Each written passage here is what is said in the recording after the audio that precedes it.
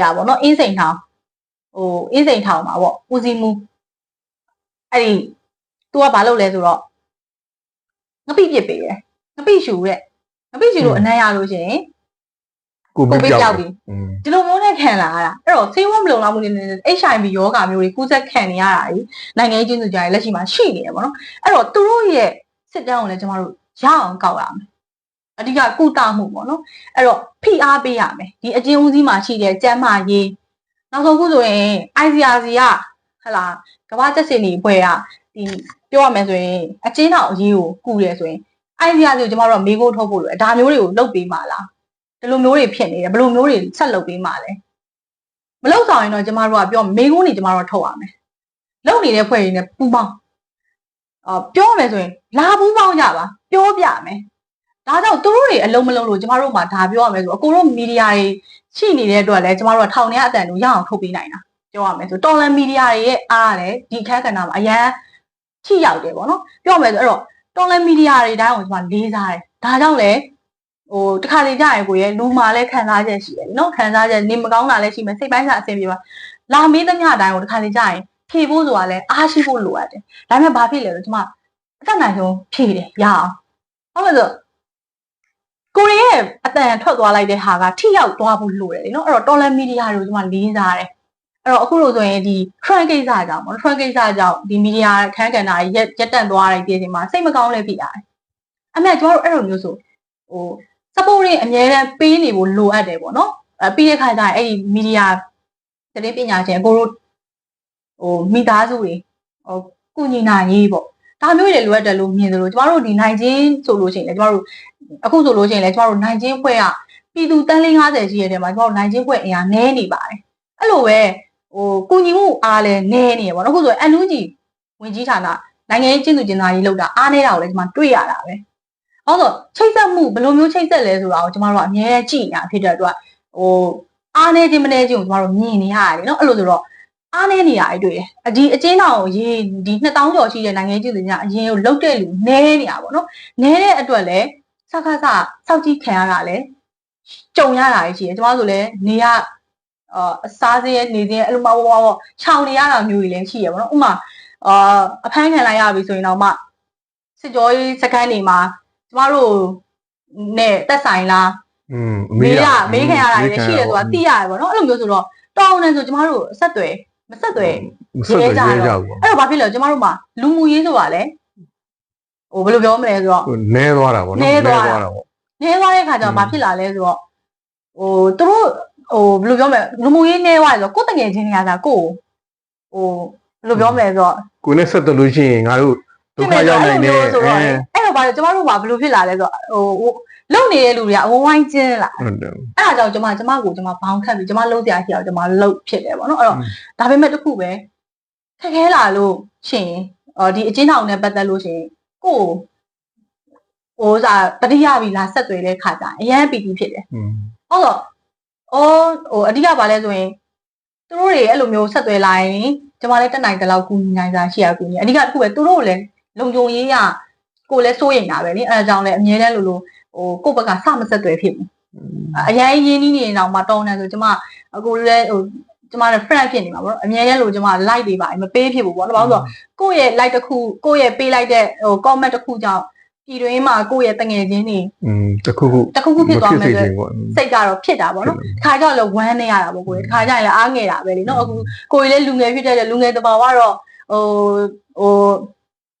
သွားလာရှင်တယ်လေသွားလာရှင်ကိုသွားခြင်းတဲ့နေရာတွေသွားခြင်းနဲ့လှုပ်ရှားကြည့်ရအောင်လှုပ်ရှင်တယ်ကျမတို့နိုင်ငံထဲမှာစစ်ဖြစ်တယ်မလားစစ်ပေးဆောင်နေရာတွေသွားခြင်းတယ်ဒါပေမဲ့ကို့မှာထောက်ထားလဲမစုံဘူးပြည်တွင်းနဲ့ပြန်ရင်လည်းပြန်ဖမ်းခံရပါဆိုတော့ဘာမှမလုပ်နိုင်ဘူးအဲ့တော့ဘာလုပ်လဲဆိုတော့ကျမစူးစမ်းပြီးတော့ပဲငွေရအောင်ချတယ်ရှာပြီးတော့နိုင်ချင်းတွေကိုရအောင်ပံ့ပိုးတယ်ကိုပါစင်တွေကပတ်စံရလာရင်ကျမရဲ့ပါစင်တွေကစစ်ပေးဆောင်နေအောင်လေကလေးတွေကိုပေးမယ်ဒါမျိုးနဲ့ပဲအခုလက်ရှိတော့ကျမရက်တည်နေရပေါ့နော်ဟုတ်ဇူးမေလုံလာတာကိုတို့လေးလာတော့ဆိုရှင်လေဒီအမျိုးသမီးနိုင်ချင်းသူ2000ကျော်လောက်ကိုကူညီတယ်ပေါ့နော်9000ကျော်ဟုတ်2000ကျော်ပေါ့နော်နိုင်ငံရေးချင်းသူကျင်တာ2000ကျော်မှာဒီ9000ကျော်နိုင်ငံရေးချင်းသူတွေပေါ့နိုင်ငံရေးချင်းသူတွေသူတို့လည်းကူညီတာတွေတွေ့ရတယ်ပေါ့နော်အဲ့ဒီဗမာပြည်တပြည်လုံးနဲ့ကြည့်ရင်တော့အရန်ကိုနဲတာလို့ခေါ်လို့ရတာပေါ့နော်နိုင်ချင်းသူတွေကအဲ့ဒီဟာကိုမှ ဒီ NUG လိုမျိုးအဖွဲ့အစည်းရနော်အစိုးရပေါ့ကျွန်တော်တို့ရဲ့အစိုးရပေါ့နော်ဟိုကူညီတင်တာပေါ့နော်ကူညီတင်တယ်နောက်ဟို focus လုပ်ထားတင်တယ်ပေါ့နော်ဒါလည်းအာရုံစိုက်ထားတင်တယ်ပေါ့နော်ဒါကိုအမြင်ရော Zoom တို့အမြင်ရောဒီပတ်ဝန်းကျင်အမြင်လည်းပဲအဲ့လိုရှိပါပဲပေါ့နော်အဲ့တော့ Zoom တို့အခုဒီအမျိုးသမီးနဲ့ပတ်သက်လို့ဒီနိုင်ကျင်းသူတွေနဲ့ပတ်သက်လို့ကူညီဆောင်ရှောက်တာလည်းတဖြည်းဖြည်းနဲ့ထိရောက်လာတဲ့အနေအထားကိုမီဒီယာတွေကလည်းဖော်ပြခြင်းခံရတဲ့အတွက်ဒီနိုင်ငံတကာရောအတိမတ်ပြုနေပြီလားပြုတယ်လို့ခံစားရလားပြုပါတယ်အခုလိုမျိုးပေါ့နော်တခုခုကြားပြီဆိုရင်ကျမတို့ပါစင်တွေကဆက်သွယ်လာကြတယ်အဲ့လိုနိုင်ငံတကာဘက်ကအဖွဲ့အစည်းရစားတောက်ချောက်ပါတယ်တခါလေကြာရင်အဲ့လိုမျိုးပေါ့သူတို့တွေကျမ်းမာရေးဖြစ်ဖြစ်နေထိုင်ရေးဖြစ်ဖြစ်သူတို့ဆက်သွယ်ပါသူတို့ကူညီပါမယ်ဆိုတာမျိုးထိပြောကြတာတွေလည်းရှိတယ်ပေါ့နော်ဒါပေမဲ့ဟိုကိုပါစင်တွေကတော့ပြောရမယ်ဆိုရင်ကျမပါစင်တွေကတော့ဘယ်လိုပြောမလဲဆိုတော့မလိုပါဘူးမလိုဘူးဆိုတာဥမာကိုကိုတိုင်းလည်းဒီရေးမှာလုပ်တွေကရပိုင်ခွင့်နေဟိုလိုချင်လို့လုပ်ခဲ့တာမဟုတ်ဘူးလीเนาะပိတ်ဆက်ရှင်လို့လည်းဒါလုပ်တာဖြစ်တဲ့အတွက်ကိုကျမ်းမာရေးအရန်ဖြစ်လို့စင်တော့မှတည်သွားပြီလေအဲ့ဒီတည်သွားရင်လည်းအလောင်းအဓိကတစ်ခုပဲတည်မှမတည်ရတော့ဘူးဘယ်နေရာရောက်အဲ့လိုမျိုးဆိုတော့ကိုလုံးစရာရှိရလုပ်တယ်ကျမ်းမာအောင်တော့ကိုကကိုနေတာပဲပေါ့နော်ဒါပေမဲ့ယောဂနာတာကြီးဖြစ်တဲ့အတွက်ဒီယောဂနဲ့ပတ်သက်ရင်တော့ပြောမယ်သူ့အတူနာတာကြီးဖြစ်တဲ့တော့ကိုကကိုကုနေရတာပေါ့နော်အဲ့လိုမျိုးရှိတယ်ဒါပေမဲ့တက်နိုင်တဲ့သမျှတော့ကျမအနေနဲ့အဲ့လိုမျိုးအထောက်ပံ့နေတော့တိတ်မယူဖြစ်ဘူးပေါ့နော်ဒီအမျိုးသမီးဒီနိုင်ကျင်းသူများကူညီတဲ့ဒီအဖွဲ့ကတဖြည်းဖြည်းနဲ့ပေါ့နော်ဟိုဒီအာနာရှင်နိုင်ငံလက်အောက်မှာဆိုရင်တော့အာနာရှင်တွေရှိနေသူတွေကတော့ဒီအဖွဲ့အစည်းကရှိနေမှာပဲအာနာရှင်တွေညီကုန်းချုပ်သွားပြီဆိုလို့ရှိရင်ဒီအဖွဲ့အစည်းကထပ်ပြီးတော့လည်းရှိနေအောင်ပါပဲဘာဖြစ်လို့ဆိုတော့ဒီပြန်လွတ်လာတဲ့ဒီနိုင်ကျင်းသူတွေရဲ့ကျမ်းမာရေးစားရေးတောက်ရေးဘာညာပေါ့အကုန်လုံးပံ့ပိုးပေးရမယ်ဆိုတော့ရွေးချက်လည်းတွေ့ရလေတွေ့တော့လုပ်ပေးရမယ်ပေါ့နော်အဲ့ဒီတော့ကဘာတွေပြင်ဆင်ထားလဲဟုတ်လက်ရှိတော့ကျမတို့ကရည်ရွယ်ချက်က3ခုပဲရည်ရွယ်ချက်ကျမတို့ရည်ရွယ်ချက်ကထောင်ထဲကလူတွေရဲ့ဟိုဘယ်လိုပြောမလဲလွတ်မြောက်ရေးမလွတ်မြောက်ခင်မှာဟိုဘယ်လိုပြောမလဲဆိုတော့ပံ့ပိုးနိုင်ရေးပေါ့ပြီးရင်ပြန်လည်လွတ်မြောက်လာတဲ့သူတွေရဲ့ကျမရေးကိစ္စအဝဝကိုတစ်ဖက်တစ်လမ်းကနေကူညီနိုင်ရေးဆိုတဲ့အနေအထားနဲ့ဖွဲ့ခဲ့တာပေါ့နော်လက်ရှိမှာကျမတို့အနေနဲ့ကအချင်းထောင်ကြီးကိုပဲအားစိုက်နိုင်သေးတာပေါ့နော်ပြီးတဲ့ခါကျတော့ကျမတို့အနေနဲ့ကကြတော့လေကျမတို့ကဒီအလူမခံဘူးဒီကိုအဖွဲ့ member တွေဝင်ဟိုအဖွဲ့ဝင်တွေရဲ့budget နဲ့သွားတယ်လက်ရှိမှာတော့အဲ့ဒီရဲ့ဝင်ဝင်ရလဲအားနည်းတယ်ပေါ့နော်အဖွဲ့ဝင်တွေအဲ့လိုမျိုးပြီးရင်ကျမတို့နောက်တိုးမဲ့လူတန်းလာတာရှိရပေါ့နော်အဲ့ဒီရဲ့အားနဲ့သွားတယ်ပြီးရင်ဒီမိဖက်ဖွဲ့စည်းရဲ့ကူညီမှုပေါ့ဒီအားနဲ့သွားတာဖြစ်တဲ့အတွက်ကျမတို့ကအချင်းတော်ကြီးကိုပဲအားစိုက်နိုင်သေးတာပေါ့နော်အားစိုက်နိုင်တဲ့ဖြစ်တော့ကိုယ်တိုင်လည်းတရားမဝင်နေထိုင်ရတဲ့အတွက်ဘေးနေရာတွေမှာသွားလို့အဆင်မပြေသေးဘူးပေါ့နော်အဲ့တော့ထိတွေ့ဆက်ဆံမှုပေါ့အဓိကအခုကြီးနိုင်ငံတကာရောအဓိကတစ်ခုပဲအားကောင်းကောင်းနဲ့ရွေလျားနိုင်ပြီဆိုတဲ့အခါအနေအထားမျိုးတွေနဲ့ကြုံလာရင်တော့ပြန်လည်လွတ်မြောက်လာတဲ့သူတို့ပါပေါ်ပြီးထိထိရောက်နဲ့ကူညီနိုင်မယ်လို့တော့ယုံကြည်ရဲပေါ့နော်မကူညီနိုင်သေးခင်မှာတော့ကျမတို့ကတော့ဟိုပြောရမယ်ဆိုရင်နောက်ဆုံးအရေးပေါ်အခြေမျိုးတွေဖြစ်လာရင်တော့မှကျမတို့တွေလည်းလုံခြုံရေးကအဆင်မပြေလို့နေထိုင်ရေးတွေပါအဆင်မပြေခက်ခဲလာတယ်ဆိုရင်တော့ကျမတို့အင်တာနက်မိရင်ဒီချင်းထောင်ကြီးကဆက်လုပ်လို့ရတယ်เนาะအဲ့တော့ကျမတို့အင်တာနက်မိတယ်ဆိုတာနဲ့ပြောရမယ်ဆိုရင်တော့အရင်အလုံးစုံပေါ့နော်ဟိုခက်ခဲမှုတွေနဲ့ရင်ဆိုင်ရင်ရတော့မှအချင်းထောင်တွေကအတန်တွေတော့ရအောင်ထုတ်သွားမှာပါဟုတ်အခုဒီ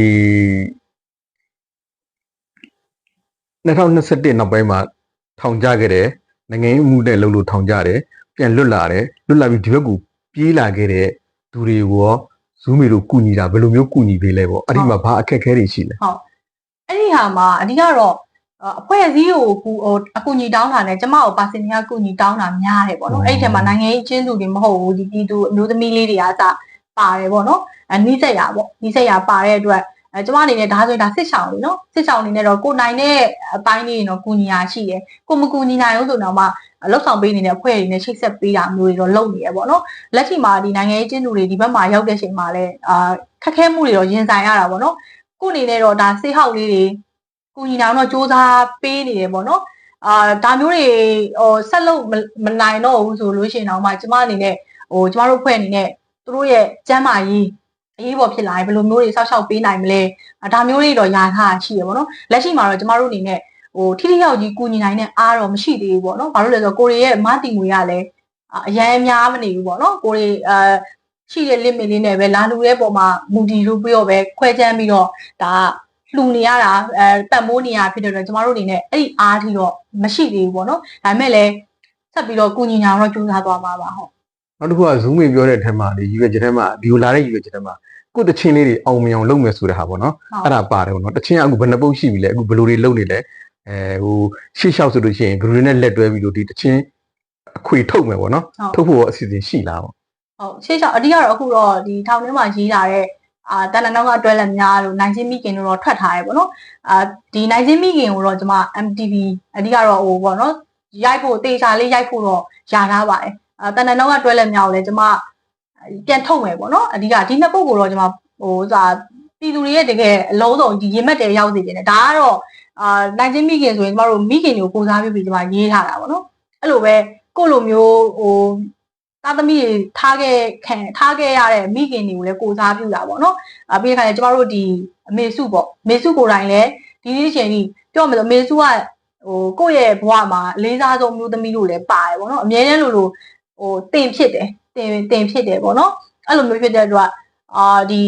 မိခင်တွေကိုကိုစားပြုပြီးရေးထားတာဖြစ်တဲ့အတွက်ကိုလည်းကိုအမိန့်ချတဲ့အချိန်မှာငါသားသမီးနဲ့တော့မတွေ့ရတော့ဘူးဆိုတဲ့ခံစားချက်နဲ့ရေးခဲ့တာပေါ့နော်အဲ့တော့နိုင်ချင်းမိခင်ကိုလည်းပြည်သူတွေရင်မှတ်ထဲကိုရောက်စေခြင်းနဲ့တန်တန်ကတွဲလက်များမှာဆိုလို့ရှိရင်ဒီတန်နိုင်ကြားမှာငါတို့ဘယ်သူတွေကကဲမလဲဆိုတော့ကံလက်မဲ့လက်တွေကိုမျောလင့်နေတဲ့နိုင်ငံရေးကျင်းသူကျင်းသားတွေရှိရဆိုတဲ့အတိတ်ပဲမျိုးနဲ့ရေးဖွဲ့ထားတာပေါ့နော်အဲ့လိုဆိုတော့ဒီနှစ်ပုတ်ကိုလည်းပေါက်စီခြင်းတယ်ပေါ့နော်ပြီးတဲ့ခါကျကျွန်မနောက်ထပ်နှစ်ပုတ်ရှိပါတယ်အဓိကတော့စစ်ရေးနဲ့ပတ်သက်တဲ့သချင်းတစ်ပုတ်လည်းရှိရယ်ဒီနောက်ထပ်ဒီမြေပေါ်မြေရောက်တော်လန်တွေရဲ့ပြည်သူတွေရဲဘော်ရဲဘက်တွေကိုစားပြုပြီးရေးဖွဲ့ထားတဲ့သချင်းလည်းရှိရယ်ပေါ့နော်ဒီနှစ်ပုတ်ကိုလည်းကျွန်မဆက်လုပ်မှာပါအဲ့တော့ဒီသချင်းတွေကိုဆက်လုပ်ဖို့ရှိရယ်ဘယ်လိုနဲ့ပူပေါင်းမလဲဆိုရင်ဒီတော်လန်ပြည်သူတွေကပူပေါင်းလာတဲ့သူမှတ်တမ်းများလည်းကျွန်မပူပေါင်းလုပ်မယ်ပေါ့နော်ပြီးရင်ဒီသချင်းဒီအဓိကဒီဘက်ရောက်လာတဲ့တော်လန်ပြည်သူတွေကအမျိုးသမီးဖြစ်ဖြစ်မျိုးသားငယ်လေးတွေဟိုအမျိုးသမီးငယ်လေးဖြစ်ဖြစ်ပေါ့နော်အနုပညာဝါသနာပါတယ်ဆိုရင်ဒီသချင်းပိုင်းတွေပေါ့နော်သူတို့အနေနဲ့စိုးခြင်းတယ်ဆိုရင်ကျွန်မ group sound အနေနဲ့လည်းကျွန်မပေးဆိုမယ်ပေါ့နော်အဓိကဒါမျိုးလေးတော့ရှိပါတယ်ခွေထွက်ဖို့ကကြတော့ခွေဆိုတာအဓိကဘာလဲဆိုရင်အာနာမသိညာဆိုလဲကျွန်မတချင်းခွေထွက်ဖို့စူးစမ်းခဲ့ရတယ်နော်စူးစမ်းခဲ့တာဒါပေမဲ့ထိထိရောက်မလုံနိုင်ခဲ့ဘူးပေါ့နော်အဲ့တော့ဒီတော်လိုင်းရေးဖြစ်တဲ့အချိန်မှာလဲကျွန်မပြောရမယ်ဆိုရင်ကျွန်မရဲ့ဟိုဝါသနာပါတဲ့အမှုပညာနဲ့တော့ကျွန်မဆက်ပြီးတော့တော်လန်သွားမှာပါဟုတ်ဟိုအခုနောက်ဆုံးတစ်ခုပေါ့လေနောက်ဆုံးတစ်ခုဆိုတာဟိုမဇူးမေအနေနဲ့ဒီအခုအကျဉ်းထောင်ထဲမှာရှိနေတဲ့နိုင်ကျင်းသူတွေကိုစကလုံးကောင်းကောင်းလေးတစ်လုံးနဲ့ကြောင်းနဲ့ပြောမဆိုဘယ်လိုပြောမလဲဘယ်လိုအားပေးမလဲသူတို့အမပြန်လာခေါ်မယ်သူတို့ကိုလွတ်လာတဲ့အချိန်မှာလည်းဒိုင်ဥထောင်မှာကျွန်မတခုနဲ့ပြောခဲ့တာကျွန်မပြန်လာခေါ်မယ်လို့ပြောခဲ့တာကျွန်မရအောင်တော့ခေါ်မှာအဲ့ဒါလေးပြောချင်ပါအဓိကတော့ဒိုင်ဥထောင်မှာမဟုတ်ပါဘူးကြောက်အကျဉ်းထောင်42ထောင်မှာရှိတဲ့နိုင်ငံရေးကျင်းသူကျင်းသားတို့ရအောင်ကဲထုတ်မှာပါမသိမချင်းဟိုအဓိကတော့ကိုမသိသေးပြီးတော့စူးစမ်းပိုင်ခွင့်ရှိရတယ်နော်အဲ့တော့အားမငယ်ဖို့လည်းပြောချင်တယ်ဒီဘယ်လိုပြောမလဲဆိုတော့ဆက်ပြီးတော့လည်းကျွန်တော်လှုပ်ဆောင်သွားမှာပါဟုတ်โอเคကျေးဇူးတင်ပါတယ်ဟုတ်ကဲ့ပါဟုတ်ကဲ့ကျေးဇူးတင်ပါတယ်ကျွန်တော်တို့ဒါဟိုကျင်းထောင်ပေါင်းနှမတွေပေါ့ဟုတ်ကဲ့ပါ